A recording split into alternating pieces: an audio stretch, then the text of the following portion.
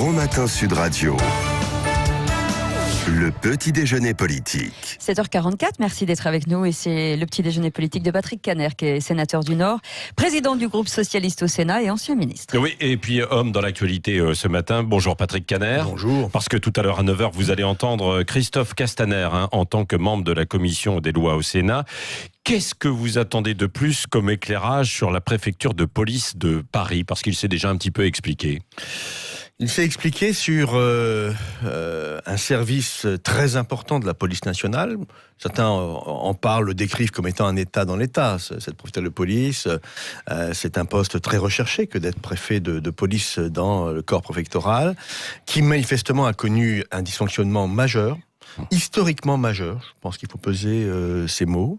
Et ce que nous voulons comprendre de la part de M. Castaner, c'est est-ce que le diagnostic a été posé? Et s'il n'a pas été posé, manifestement, et malheureusement pour les 4 victimes, les 6 victimes, puisqu'il y a 2 personnes blessées qu'il ne faut pas oublier, eh bien, pourquoi cela est-il plus possible?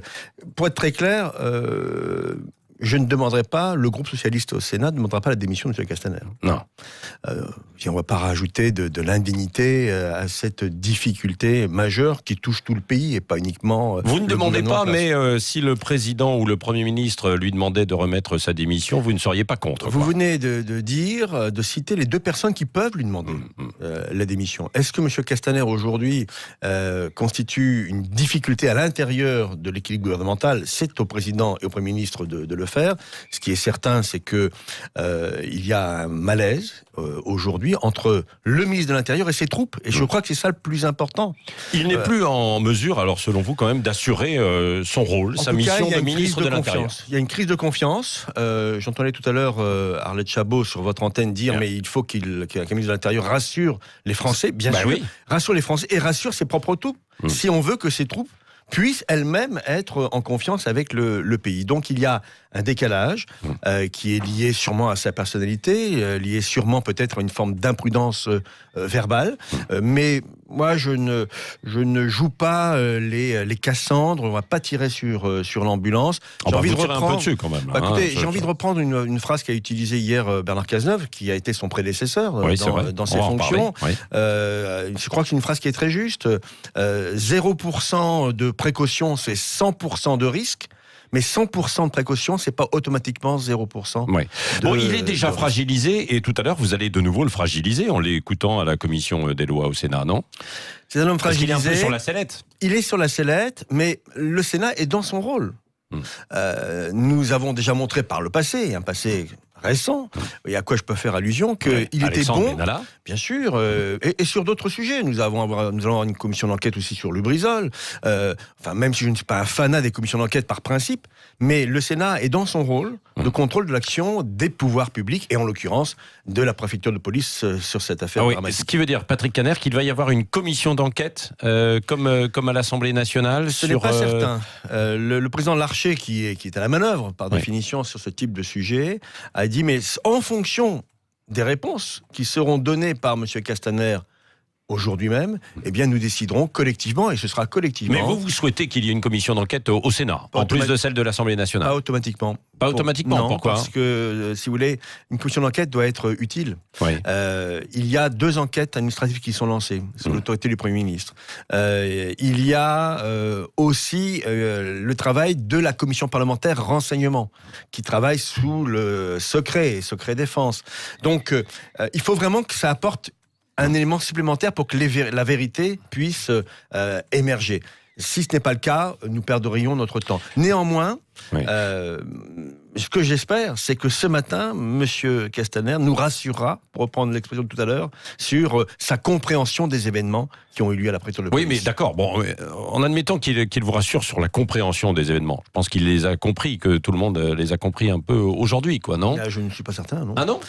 Écoutez, très concrètement, comment est-il possible que dans la chaîne d'information, l'information aussi importante sur Monsieur Harpon, Michael Harpon, qui est donc cet assassin aujourd'hui donc neutralisé, sur la formule utilisée par la police elle-même. Comment est-il possible que pendant autant de mois, presque autant d'années, il ait pu se radicaliser sans qu'il y ait eu un minimum non pas de complicité, mais en tout cas, un minimum de, j'ai envie de dire, on a couvert un peu les choses. Une forme de connivence, quoi. Alors. Je dirais pas une connivence, parce que ce serait connivence malheureuse, quoi. Dramatique pour ses collègues. Mais il y a une forme peut-être de compassion qui était totalement déplacée à son égard. Oui, bon, alors, mais ça remonte quand même à plusieurs années. C'est ce que vous avez dit. Bien sûr. Et c'était Monsieur Cazeneuve qui était là. Donc, si on va chercher la responsabilité, elle est à tous les niveaux. Mais est-ce que je vous ai dit que je mettais tout sur le dos de Monsieur Castaner? Je veux dire, c'est une affaire. C'est peut-être pour ça que vous voulez pas la commission d'enquête, alors? Non, pas du tout. C'est une affaire d'État. Ce n'est peut-être pas encore un scandale d'État. C'est une affaire d'État qu'il faut comprendre et surtout prévenir pour l'avenir. Oui. Alors, est-ce que vous souscrivez, Christophe Castaner a relayé le message aussi d'Emmanuel Macron sur l'appel à la vigilance, dénoncer les comportements dangereux. Vous souscrivez à ça ou pas? Oui, j'ai le sentiment que M. Macron s'est inscrit dans les pas qui ont été ceux de son prédécesseur, François Hollande, sur d'autres attentats encore plus dramatiques. Et sur ces sujets-là, il faut une union nationale. Et pour moi, c'est la seule réponse possible aux dérives islamistes qui existent dans notre pays. Certains craignent d'autres dérives, quoi. Avec, vous avez vu, Signal ton musulman, sur Twitter, vous avez vu, en fait, il faut, surtout la violence, en fait. Ni amalgame, ni angélisme. Oui. Et surtout pas d'amalgame. Oui. En l'occurrence, il ne faut pas que la communauté musulmane française, qui est essentiellement pacifique, se sente menacée, se sente stigmatisée. La frontière est ténue. Je vous le concède. Et donc, il faut beaucoup de sang-froid de la politique. Vous êtes un élu de terrain aussi, dans le Nord, etc. Vous sentez justement ces tensions dans les quartiers, nous avons une forte communauté musulmane dans le département du Nord, pour des raisons d'immigration économique historique.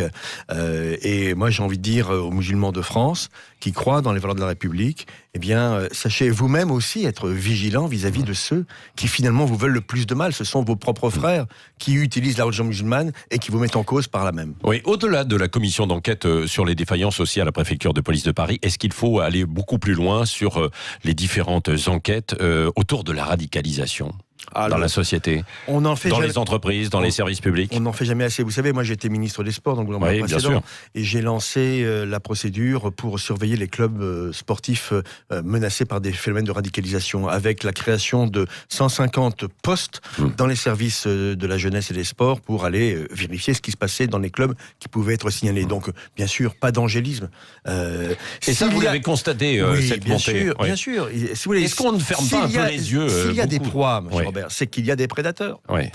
Et les prédateurs regardent, dans les endroits où il y a beaucoup de chômage, où les jeunes sont en déshérence, etc. Ce sont des proies faciles. Et si la République n'offre pas des solutions, eh bien, c'est la religion qui peut prendre sa place. Et ça, c'est tout à fait inacceptable dans le pays laïque qui est le nôtre. Oui, en ce début de semaine, on l'a déjà quasiment un peu oublié. Il y a eu ce débat à l'Assemblée nationale sur l'immigration, venu en fait au Sénat. Voilà, et hier au Sénat.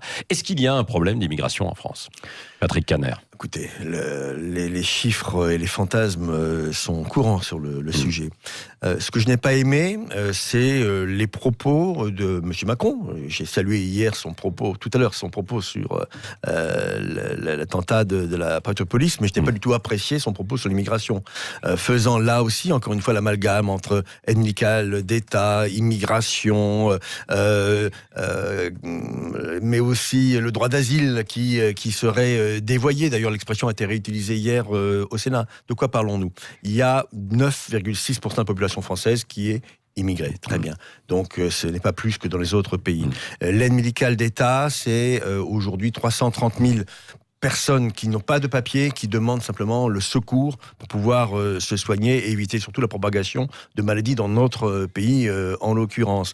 Les demandeurs d'asile, 133 000 demandeurs d'asile aujourd'hui. Une augmentation certes par rapport à l'année dernière, mais la moitié qui est déboutée. D'ailleurs, le vrai problème, c'est qu'est-ce qu'on fait des personnes déboutées qui restent sur le territoire national? Voilà, qui bien sûr, qui se retrouvent dans des campements sauvages, un peu partout. Et qui deviennent... À Lille, notamment, à Lille, vous connaissez bien, à mais Nantes ailleurs. ou à Paris. Oui, bien sûr.